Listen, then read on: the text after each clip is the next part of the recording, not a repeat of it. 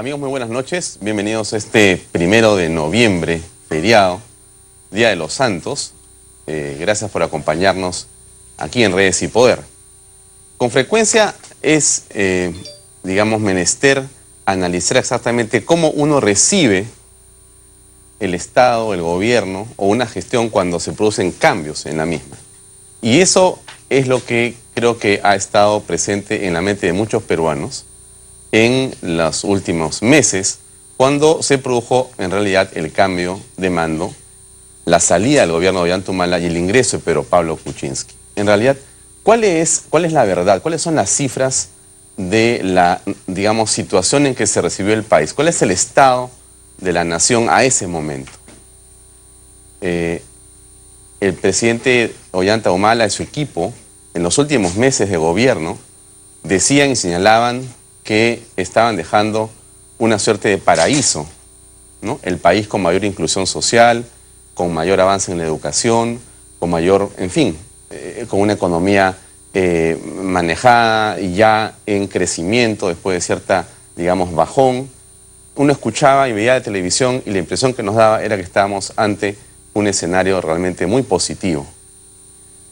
Producido el cambio de gobierno, el presidente Kuczynski y su equipo de gobierno han tomado la gestión pública y nos hemos ido enterando poco a poco de que la situación no es como la que había señalado el gobierno saliente, sino bastante más complicada. El presidente del Consejo de Ministros, Fernando Zavala, dijo hace unos días que en realidad casi habían recibido un desastre y que en el tema de corrupción está muy extendida. ¿Cuál es la verdad de esta situación? Hoy día, en la mañana, el ministro o exministro de Economía, Alonso Segura, ha dicho varias cosas. Dijo, entre otras, que las cifras que está dando el ministro Alfredo Torne y el propio Zavala no son ciertas. No son ciertas. Y que están hablando de un déficit fiscal que no es así, de una serie de medidas de destrabamiento, de cosas que ya están destrabadas, en fin, como que en realidad hubiera sido otro el país que se ha recibido. Los indicadores que todos conocemos dicen lo contrario, dicen que estamos ante una situación realmente complicada, compleja, difícil, y que no va a ser fácil volver a comenzar. Y los ministros han hecho una serie de anuncios dramáticos. Ustedes recuerdan lo que dijo la ministra Cayetana Lajovín, recibió o tenía ese ministerio creo que 2.000 empleados cuando comenzó el 2011 y terminó como en 8.500. La SUNAT tenía 9.000, ha terminado en 14.000. Y así cada ministerio ha recibido una cantidad de trabajadores y ha terminado en casi el 30, 40 o 50 o 60% más de planillas en una forma de contratación laboral que las lleva a estar hasta diciembre de este año, lo que es también ilegal y además incorrecto, por decirlo menos. En fin, ¿qué es lo que está pasando en realidad? Bueno, la situación económica no es buena y esta noche hemos querido, un día feriado como hoy, un día donde la gente descansa, hemos querido invitar a un representante de quizá los peruanos que nunca dejan de trabajar, que son los empresarios privados. Ustedes saben que para ser en el Perú empresario emprendedor, uno tiene que tener los ojos abiertos y nunca descansar en realidad, si no, no podría ser empresa. Estamos aquí con Martín Pérez, presidente de CONFIEP, para conversar de esto y otros temas de la coyuntura política y económica nacional. Martín, buenas noches, gracias por acompañarnos. Buenas noches, Alfonso, y un saludo, como tú has dicho, a estos millones de empresarios y también trabajadores que en muchos casos no dejan de trabajar, estos empresarios que significan el 70% de la inversión privada en el Perú, no solamente los grandes, estos empresarios que están en regiones, estos empresarios que se autoemplean y que son en el fondo emprendedores y empresarios, y que a ellos les debemos en gran medida también la generación de empleo en el país, ¿no? Y que deben estar preguntándose, Martín, ¿cuál es la situación real? Hoy escuchamos una palabra de un exministro que debería merecernos, caramba, respeto, debería merecernos consideración. Ha sido una autoridad por mucho tiempo, no solamente como ministro de Economía, sino también dentro del Estado peruano, pero dice una cosa que se contrapone y se contradice con lo que hemos escuchado de otras personas igualmente respetables como el señor Torne, el señor Zavala y otras personas. Entonces, de tu punto de vista, tú que escuchas este dime y direte, ¿qué deberíamos pensar los trabajadores sobre estas cifras o el pueblo peruano? Yo creo que evidentemente hay un cambio cualitativo enorme entre las dos administraciones, la del presidente Humala y la del presidente Kuczynski. Nosotros siempre dijimos que la administración de Humala, el presidente Humala, le faltaba convicción para hacer las cosas. Siempre nos quejamos de que no nos recibían a los empresarios. Esto era muy complicado poder acceder a quienes definían las políticas públicas. Es evidente cómo se ha deteriorado la tramitología a lo largo de estos últimos 5 años. Creo que se han creado 13 instituciones nuevas, 23 programas, la burocracia se ha multiplicado, por lo tanto, ahora hay más gente entre la que tienes que decidir. Entonces, creo que se hizo mucho más lento el proceso de inversión en el Perú y el propio presidente Humala decía la tramitomanía o tramitología, ¿no? Si bien es algo que hemos acumulado a lo largo de los años, pero los últimos 5, o sea, fue un deterioro enorme. Yo creo que más allá de si son ciertas o no ciertas las normas, los números, yo no perdería un minuto más. Y si le pudiera dar un consejo a este gobierno es, vamos para adelante, que la gente está esperando resultados, ya olvidémonos del pasado. Yo no sé si el ministro Segura está en lo correcto o es Alfredo Torne el que esté en lo correcto. Dejemos eso, vamos para adelante. Creo que el país tiene muchos retos. El principal reto es generar empleo, que no lo estamos creando. Evidentemente, en los últimos años del presidente Humala, la inversión pública retrocedió. Y yo recuerdo cómo nos decía a veces los empresarios, no, les falta camiseta. Y yo les decía, pero si usted es el capitán del equipo, la inversión no viene por nacionalismo, viene por sentido común. La gente, la señora que quiere abrir una panadería o un chifa, un restaurante, los chicos que quieren abrir cabinas de internet, no van a aportar su dinero si es que saben que les van a robar porque la seguridad ciudadana no funciona. Entonces, creo que evidentemente faltó inversión. Siempre decía yo, se pudo hacer mucho más, pero creo que ya no hay que continuar esta discusión. Es una discusión bizantina. Es un hecho y la primacía de la realidad nos indica que las cifras macroeconómicas no están como todos pensaron que iban a estar. Y ahora vamos para adelante y busquemos cómo generar este empleo para que los chicos que salen de las universidades, que salen de los colegios, encuentren empleo. Esa es la preocupación que tenemos que tener hoy día. Está señalando algo que se ve en la calle y es cierta ansiedad o desesperación por resultados. Y esto ha llevado a que una última encuesta que comentábamos ayer y que está publicada hace unos días en internet de la empresa GFK, una encuesta nacional, asigna al presidente Pedro Pablo Kuczynski y a su gobierno una aprobación de 52%, que puede ser interesante y buena, si la miramos como una cifra aislada, pero que, si la comparas con el mes anterior, ha perdido 10 puntos. Hay una caída de 10 puntos que no es poco. ¿Cómo es que esta ansiedad del pueblo peruano se debería estar, digamos, manejando por parte del gobierno para convertirla o para justamente resolver con acciones? ¿Qué es lo que el gobierno tiene que hacer? Todo hecho trabajo, sí, pero ¿cómo es que comenzamos a mover esta rueda de la economía nacional? A ver, evidentemente, pedir resultados en 90 días, creo que el presidente se adelantó 10 días en llegar a los 100, que es una barrera política, es una barrera que los analistas ponen, que es lo que se calcula que la gente espera. Pero seamos honestos, nadie cambia un país que durante 5 años ha tenido una dirección en 90 días. Un país donde hemos visto situaciones que se mezclan una serie de cosas. Por ejemplo, la desgraciada situación de este señor Moreno, donde se mezcla corrupción, la corrupción de estos médicos corruptos que están en el sector, digamos, de la salud, con cosas que la gente siente. Es decir, no arregles el tomógrafo porque el negocio lo hacemos afuera. Esos no son empresarios, esos son sinvergüenzas. Esa gente que está aprovechándose del dinero y del dolor de la gente y de la necesidad de la gente. Y entonces la gente dice, oye, este es un acto de corrupción, pero además es con un hecho que yo lo siento todos los días, porque la gente siente que el tema en el sector salud no camina.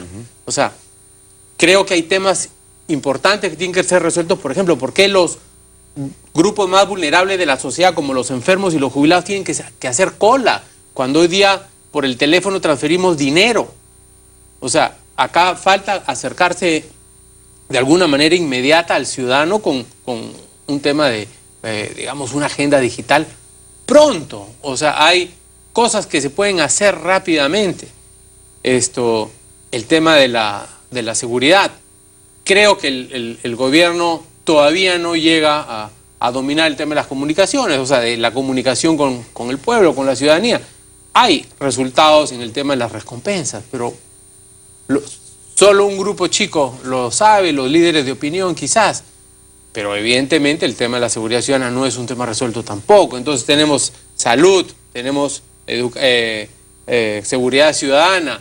Economía, que tampoco. Se mezcló el tema con los panamericanos también. Entonces se mezcló con el tema del fallecido, que desgraciadamente, y quiero decirlo una y mil veces, no existe en el Perú ni en el mundo un proyecto económico que pueda justificar la muerte de una persona. Y eso es lo que tenemos que evitar siempre a toda costa. Entonces, se le ha mezclado mucho al gobierno, ¿no? Se le mezcló la renuncia de otros asesores. Yo creo que es un momento. Espero que esto pueda revertirse. Creo que el gobierno tiene que tener quizás un poquito más de reflejos y reaccionar más rápido. Pero también es cierto que la gente tiene un tiempo. Entonces el tiempo se le va achicando al gobierno y creo que tienen que tomar buenas medidas. Los ministros creo que son individualidades muy interesantes, pero creo que los niveles 2 y los niveles 3 todavía tienen que consolidarse. Y quizás ahí también pueda haber gente del gobierno del presidente Humala. No estoy diciendo que se cambien, pero sí creo que tienen que alinearse todos los intereses. Son dos visiones de gobierno absolutamente distintas. Muy bien, has señalado el tema de Carlos Moreno, que tiene que ver con el asunto de salud.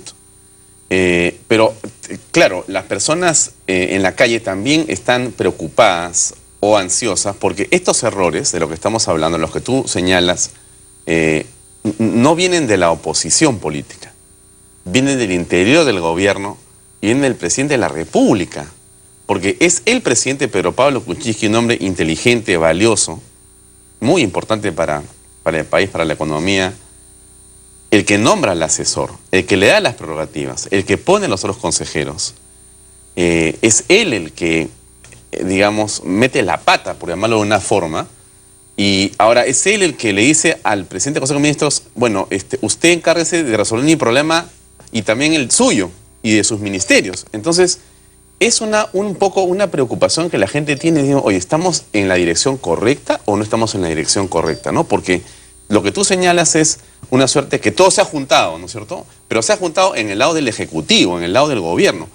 Si a esto sumas, Martín, lo que pasa con la bancada de gobierno, es decir, que no hay una conexión, lo ha dicho Fernando Zavala hace unos días, no hay una conexión adecuada entre el gobierno y esta bancada pequeña, pero importante, no existe. Entonces, la pregunta que todos nos hacemos es, a ver, ¿el gobierno está entendiendo en realidad la gravedad de la crisis que tenemos delante? ¿O de repente esto es algo que tiene que ver con los programas de televisión, con la gente que hace columnas, con la oposición que le quiere hacer la vida imposible? Y la cosa está más o menos bien. Alfonso, evidentemente el gobierno está asentándose. O sea, puede estar tardando quizás un poco más, pero démosle el beneficio de la duda. ¿Quién en el Perú tiene un equipo para gobernar al día siguiente que es elegido? Muy poca gente. Quizás ningún partido político. Este es un partido político chiquito, quizás ha estado desde la, digamos, elección pasada, pero no es un partido político articulado.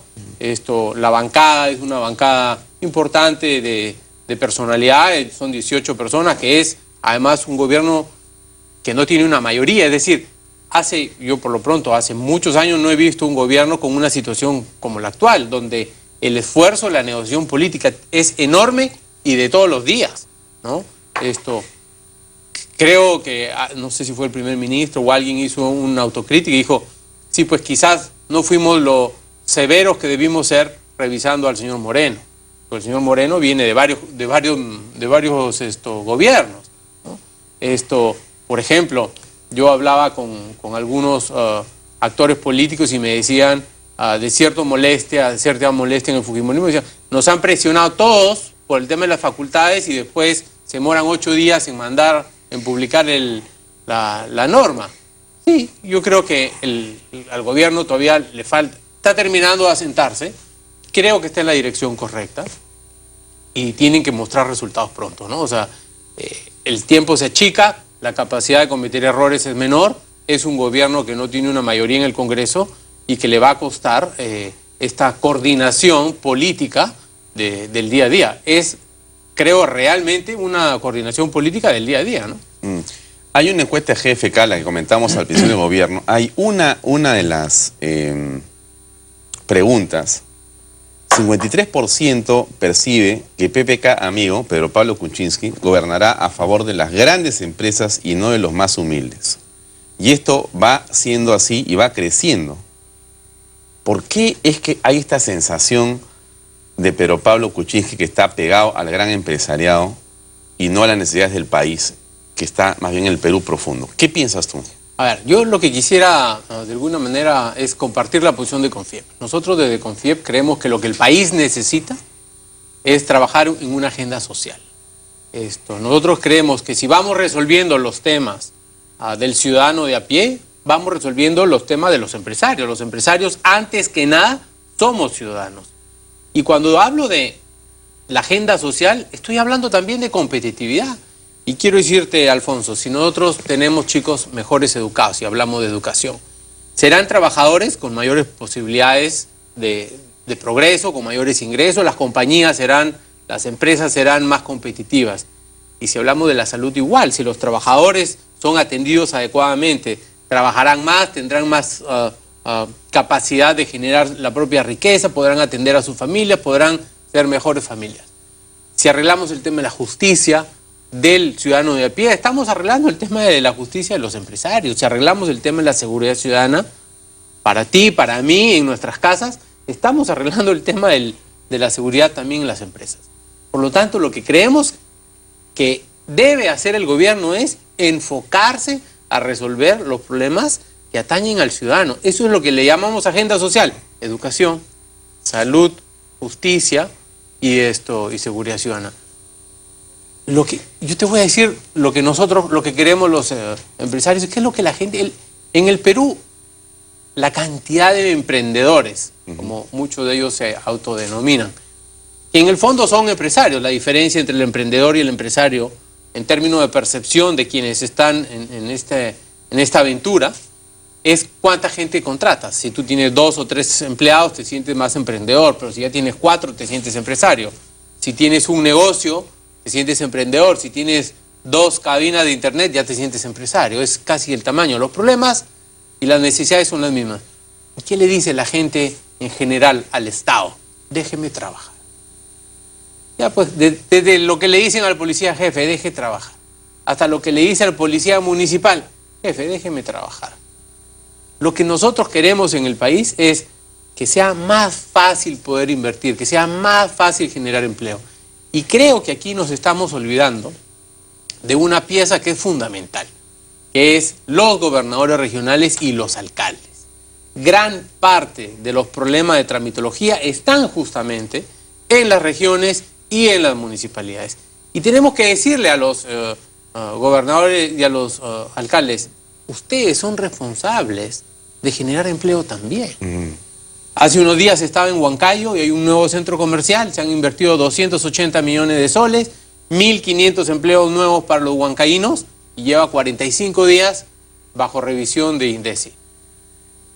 Ese centro comercial que yo vi podía estar en cualquier capital de América Latina, y te aseguro que tiene mejores condiciones de seguridad que la propia municipalidad y que el gobierno regional. Entonces, ellos también tienen que ser actores de la generación de empleo. De lo contrario, va a ser muy difícil que el país despegue. Ahora, eso que tú señalas, Martín, creo que muchos peruanos lo estamos viendo, ¿no? No hay que ser, digamos, un lector de diarios tan asiduo para darse cuenta de una u otra forma que el problema, de otra manera traducido hacia el hombre de la calle, es más o menos el que tú señalas. La pregunta viene por si la imagen que el gobierno está transmitiendo ahora empata con esa necesidad que tú has señalado, con ese tipo de identificación de problemas, ¿no es cierto? Cuando tú miras a un presidente de la República que baila, que hace como bromas, que hace gimnasia en Palacio de Gobierno, y eso la gente lo ve y va viendo que el problema no se resuelve en la calle.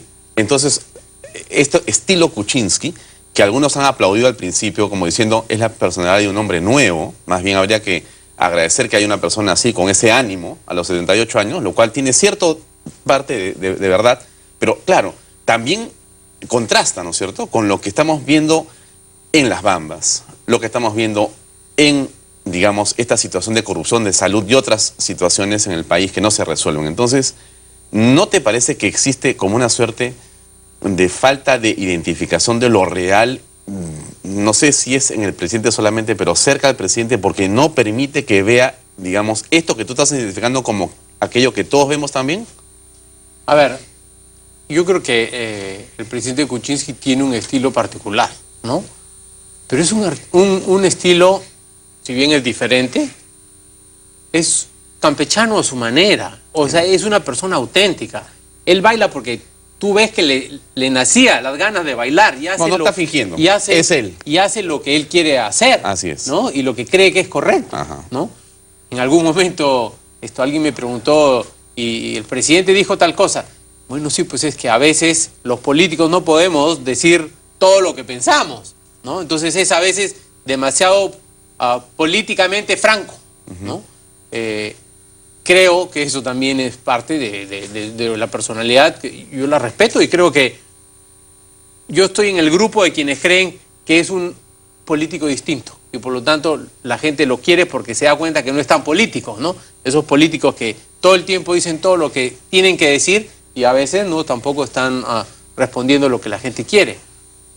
Pero tu pregunta tiene dos partes. Una es el estilo de ser, su personalidad, la cual es distinta, y lo otro es el resultado. Yo creo que lo que tienen que hacer es que les empiece a acompañar los resultados. Creo que hay algunas posibilidades de hacer cosas pronto y hay otras cosas que se van a demorar, ¿no?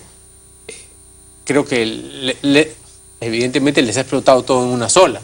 El tema del CIS, por ejemplo, ¿no? El tema del CIS es un escándalo, ¿no? Pero no es un tema de este gobierno, es un tema del gobierno anterior. Si todos decimos que en el Perú hay 22 millones de pobres y el Perú tiene 30 millones de habitantes, deberían haber no más de 6.600.000 personas en el CIS. Y se dice que hay 17 millones, esto es un escándalo. Pero no es un escándalo de corrupción en este gobierno, es un tema que le está explotando a este gobierno, pero que es un escándalo de corrupción del anterior gobierno probablemente. O que alguien del anterior gobierno venga y nos explique cómo puede ser que hayan 17 millones. ¿Y por qué no lo dice el gobierno, Martín? Porque esto que tú señalas que es algo lógico, ¿por qué el gobierno no dice esto es un problema estructural, complejo, gravísimo, que tenemos que denunciar a la opinión pública para que nos ayuden a entender primero que hay que resolverlo? Porque si no da la impresión de que de repente entra la ministra de Salud o alguien a hacer una poda hasta política. Pero si no se entiende lo que está pasando, ¿cómo podemos ayudar desde la opinión pública a soportar, a apoyar a un gobierno que no te cuenta la realidad del problema? Ese es uno de los problemas. Lo que hemos encontrado, en realidad, el caso de Arana, lo que muestra es una... De Moreno, perdón, lo que muestra es una pista de corrupción tremendamente complicada, sumamente... O sea, es un negocio asqueroso de un grupo de personas que lucran con la salud de los peruanos, pero se roban la plata de los impuestos nuestros para sus clínicas privadas. Es una locura.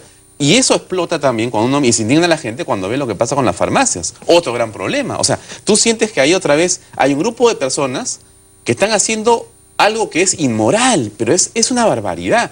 Y la pregunta es, ¿quién nos defiende a los ciudadanos? Porque si eso está pasando hace años, y lo ve ahora este gobierno nuevo, justamente porque es nuevo, tiene la oportunidad de sacar el fusil y decir, a ver un momentito, vamos a hacer acá justicia. Y no lo está haciendo. Yo siento que a veces el gobierno no es lo contundente que debería ser con zanjar con el pasado. Y decir, esto es lo mío y esto es lo que le corresponde a los otros. Pero a raíz de lo que has dicho, quiero aprovechar esto, Alfonso, y decir, el tema de Indecop y la concertación de las farmacias es una conducta empresarial reprobable. O sea, los empresarios honestos no concertan. O sea, en el fondo, tenemos que deslindar con estas conductas empresariales equivocadas. He preguntado qué es lo que ha pasado. Me dicen que esto viene desde la época del 2008, donde en Chile, los que eran dueños de las farmacias, de las cadenas, se declararon culpables y entonces Indecopi también inicia una investigación en el Perú, ¿no? También he tomado conocimiento que los actuales accionistas y propietarios de estas farmacias, prácticamente en su totalidad, excepto una o dos, son distintos, ¿no? Pero sí creo que tenemos que deslindar con esta actitud, esta conducta empresarial absolutamente incorrecta, ¿no? ¿Es un problema de comunicación del gobierno cuando ve los problemas y se demora en reaccionar y contárselos a la opinión pública? A ver, yo conversando con un analista político, llegamos a una conclusión y dijimos, quizás el gobierno está tomando lo que podrían ser los tiempos empresariales, los tiempos de reacción empresariales, y no los tiempos de reacción políticos. Es decir, yo recuerdo al presidente García, que le podremos decir o podremos cuestionar muchas cosas de él, pero por quien yo tengo un aprecio especial, yo he sido ministro de él, tenía una capacidad de reacción inmediata. O sea, había un problema, ¡pum!, cortaba y siguiente tema. Yo creo que a veces el gobierno se toma un poco más del tiempo que debería, ¿no? Y nuevamente, creo que tiene que ir diciendo, el tema del CIS es un escándalo. Yo estoy de acuerdo con el CIS, porque creo que hay una función social que le corresponde al Estado. Y hay que proteger a los 5 o 6 millones de peruanos que no tienen cómo atenderse. Que estén en una situación vulnerable. Eso hay que hacerlo y hay que decirlo y que quede claro. Nosotros como sector privado sí creemos que hay un rol del Estado de proteger a quienes están en una situación vulnerable. Pero que me expliquen, por favor, cómo hemos llegado a 17 millones. Que me expliquen, por favor, cómo es que algún congresista que explicarán, espero en su momento, pudo haber estado en digamos, dentro de los alcances del CIS. Y en 17 millones tiene que haber mucha gente más, muchísima gente más. Y quiero decirte algo más, Alfonso. Hoy día el CIS termina siendo un elemento de desinformal, o sea, que ayuda a la informalidad. La gente hoy día le dice a los empleadores, jefe, no me pongan planilla porque pierdo mi CIS. Y el CIS no está diseñado para esos trabajadores. Entonces tenemos que hacer una adecuada revisión de cuáles son los procesos, los procedimientos y que se cumplan. Porque de lo contrario, la gente no va a querer estar en planilla porque sí aprecia lo que es el CIS. Nosotros, como tú sabes, Alfonso, vamos a las regiones, a provincias, 1 o 2 veces al mes. Y evidentemente nos aboca mucho el tema de salud. He dicho sea de paso, frente a los rumores de que se quiere llevar bajo, digamos, la tutela del MINSA, nosotros tenemos 2 reflexiones. Una es que sí tiene que haber en el país una política unitaria de salud y de salud, la institución, que es una institución donde hay 12 millones de asegurados, que son con aporte de los empleadores. No hay un sol de subsidio ni nada. Son dinero que llegan de los empleadores a salud. Y que no se les descuenta. Sí nos preocupa que pase como está, en las mismas condiciones, al MINSA, bajo, digamos, la tutela del MINSA, porque puede haber una tentación nefasta de meter la mano, de utilizar recursos de salud para cubrir espacios del CIS. ¿Por qué, si es lo que tú señalas, y además es importante, digamos, reconocer que los dineros del Seguro Social son un aporte de las empresas, ¿no es cierto?, del empleador, ¿por qué no tiene un carácter más de empresa privada, de servicio mucho más eficiente, mucho más presente la gestión ejecutiva? ¿Por qué se ve como si fuera parte de un aparato burocrático y por qué no ha tomado justamente la empresa privada un mayor protagonismo dentro de la conducción y gestión del Seguro Social? A ver, quiero ser bien preciso. Alrededor del 75% de los recursos de salud vienen del sector privado.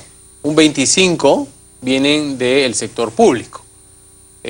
Sin embargo, hay algunas diferencias notables, odiosas, de aportaciones. Todos los servidores públicos que están en el CAS pagan 30% de la UIT. O sea, 30% de 3.700, me parece. No pagan un 9% sobre su sueldo. Quienes están en el pliego salud y educación pagan 60% de su sueldo. Pero mis hijos y sus hijos y tus hijos, todos se enferman igual. O sea, no hay motivo por el cual el Estado pague 400 millones de soles, deja de percibir salud por esta situación. No. Eso no debería ser. O sea, hay una suerte de privilegio por ser empleado del Estado, porque el Estado como empleador de ese grupo paga menos que un privado. Es un privilegio que se toma el Estado. Y somos seres humanos los dos que nos enfermamos igual. Y las dos familias se van a enfermar igual. Pero ahí hay 400 millones de soles, ¿no? La ley que determinó el Congreso, en la cual Confiep se opone y se opuso casi únicamente, le ha costado más o menos de salud 5.000 millones de soles. Cuando hablaba con Virginia Bafigo, me dijo 5.000 millones de soles. Solo para el tema de infraestructura podría significar duplicar las camas que hoy día tiene salud. Es una barbaridad de plata, ¿no? Entonces, creemos que tenemos que buscar una solución para salud y debiera ser manejado más como privado que como un público, pero desde la época del presidente Belaúnde se utilizaba el dinero de salud para otras cosas que no necesariamente era de salud, ¿no? Entonces, sí creemos que tenemos que fortalecer esa salud, complementar en términos de políticas de salud lo que hace el MINSA con lo que hace Salud. Salud es la única institución en el Perú donde hace trasplantes de hígado, trasplantes de córnea hay varios, trasplantes de riñones, o sea, toda la capa compleja la hace Salud y la hace muy bien. Y para quienes a veces se asustan de que el sector privado hable del tema de salud, quiero decirles lo siguiente. De las prestaciones de salud, es decir, de todas las atenciones de salud que se hacen en el Perú, el sector privado es el 5%. No hay forma, no hay ninguna razón por la cual alguien debe preocuparse porque el sector privado esté de alguna manera preocupado por la gente de salud.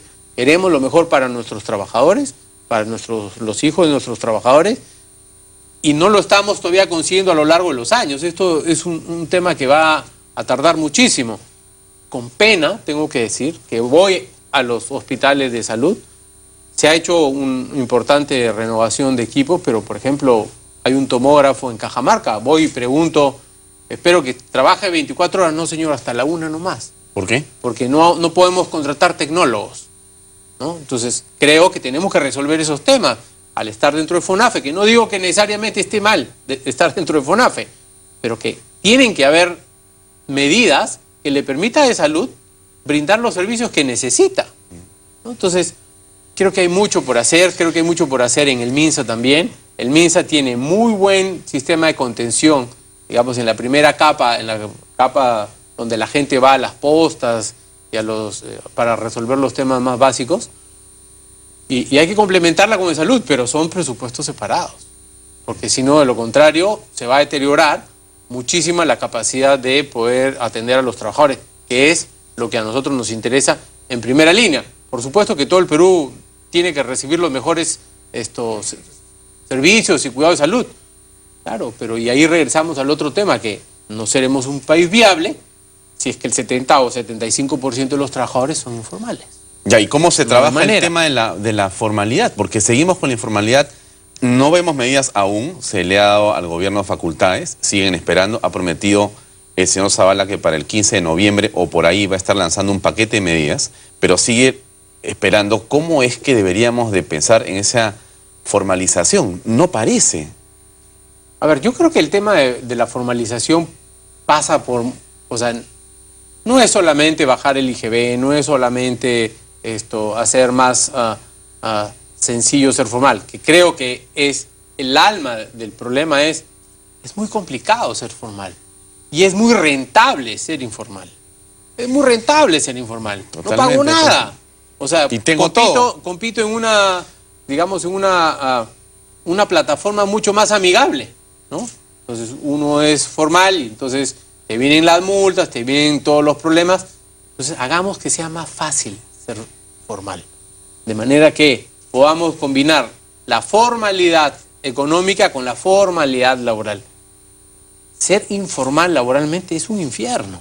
O sea, es gente que no tiene vacaciones, gente que gana por debajo del sueldo mínimo. Y que esté claro, no es que ganen el sueldo mínimo, hay cientos de miles de personas que trabajan que ganan por debajo del sueldo mínimo.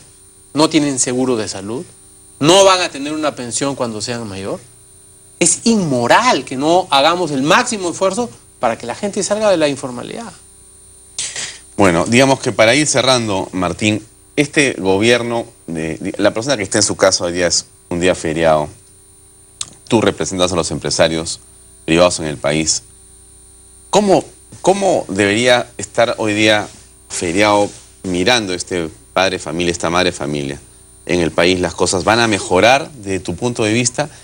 Hay un camino, hay que tener y pedirle a las personas paciencia en realidad, que el camino es el correcto, el rumbo del gobierno es el correcto. Los empresarios por defecto somos optimistas. Nosotros somos optimistas, creemos que el país va a ser un mejor país dentro de un año que de lo que es hoy. Y estoy seguro que será un mejor país dentro de 5 de lo que es hoy. De eso no tengo ninguna duda. El Perú tiene unas capacidades enormes para, como país, poder revertir la situación en América Latina. Seguimos siendo una estrella. Lo que pasa es que internamente estamos acostumbrados a un ritmo que ya nos estaba llevando a niveles de crecimiento súper, digamos, elevados, no solamente para América Latina, sino en el mundo. O sea, hemos sido campeones mundiales del crecimiento en algunos años. Pero crecer a 4, a 5 es sano, es sano. Lo que tenemos que hacer es crecer a 4, a 5 generando empleo. O sea, lo que nosotros necesitamos no es solamente fijarnos en el número del PBI. Tenemos que hacer que ese número del PBI refleje también lo que es la demanda interna, refleje lo que es la generación de empleo. Yo creo que el presidente Kuczynski ofreció 3 millones de empleo. Nosotros, como Confiep, vamos a empezar a hacerle un seguimiento. Estamos buscando una herramienta que nos permita identificar cuántos empleos se generan trimestralmente, porque ese es el gran reto. El gran reto es cómo hacemos que ningún peruano que salió de la pobreza regrese a ella. Cómo hacemos que los chicos que salen de la universidad consigan trabajo. Cómo hacemos que la educación sea un elemento de competitividad en el largo plazo. Cómo hacemos que la salud, cómo hacemos que la justicia, cómo hacemos que la seguridad ciudadana se revierta para que además todo el mundo tenga lo que se llama la conciencia tributaria, o sea, que sienta que sus impuestos están siendo utilizados correctamente. No tengo duda que el Perú va a ser mejor y no tengo duda que el Perú va a cambiar, que el Perú va a crecer. Ya hemos revertido una tendencia que había con el anterior gobierno, que era de poca confianza, de poca inversión. Cuando digo esto es, ya el nivel de confianza ciudadano y empresarial revirtió. Ya estamos en niveles muy interesantes y eso generalmente sucede 6 meses antes de que venga la inversión. No estoy hablando de las grandes inversiones porque siguen estando trabadas. Hay esfuerzos importantes, creo que el MTC ha hecho muchos esfuerzos, pero que la gente va a estar mejor, yo no tengo ninguna. O sea, paciencia. Yo creo, a ver, una cuota de paciencia no nos hace mal a nadie, ¿no? Paciencia y al gobierno que haga el máximo esfuerzo por comunicarse mejor, por reaccionar quizás mejor frente a algunas situaciones y a trabajar sin prisa pero sin pausa, o sea, permanentemente y a buscar algunos resultados que a la gente le dé, digamos, ese espacio para pensar de que esto va a seguir mejorando. Yo creo que sí, los empresarios, para nosotros los empresarios, el riesgo Perú es 0, porque hemos nacido, hemos vivido y vamos a morir acá y seguiremos invirtiendo en el Perú, y es lo que la gente en general va a hacer. Algunos tendrán opciones de irse a otros países, nosotros estamos absolutamente comprometidos y creo que el gobierno, que en el primer nivel, digamos, de la administración pública está muy bien, creo que tiene que empezar a afinar el segundo y el tercero. Tienes que tener alineado perfectamente todos los estamentos, todos los niveles de gobierno para poder empujar más rápidamente hacia los cambios que el país necesita, ¿no? Muy bien. Martín, gracias por acompañarnos, muy amable. Gracias. Bien, amigos, vamos a una pausa comercial. Regresamos con el programa. Estamos con el señor Dieter Columbus para analizar qué es lo que está pasando en la coyuntura política en el país. Una pausa y regresamos con más en Redes y Poder.